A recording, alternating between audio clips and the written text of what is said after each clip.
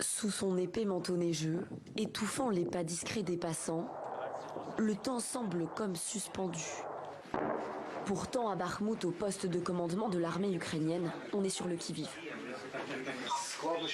La difficulté réside dans le fait que l'ennemi nous pressurise depuis 3 directions, nord, est et sud.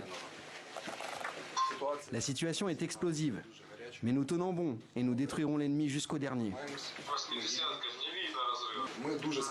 Nous espérons que tôt ou tard, les équipements que nous avons demandés à nos partenaires européens arriveront. Des tanks, vous voulez dire?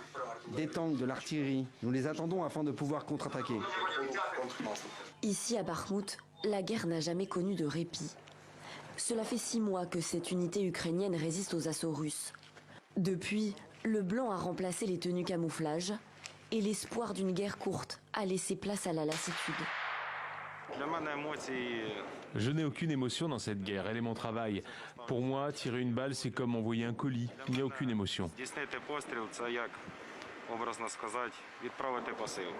De tous les endroits où j'ai combattu, la guerre en Ukraine est la plus difficile.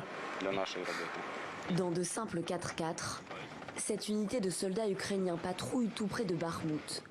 Les positions russes ne sont qu'à 1 ou 2 kilomètres. Il faut qu'on y aille. Les Russes ont commencé à attaquer. Il vaut mieux qu'on rebrousse chemin.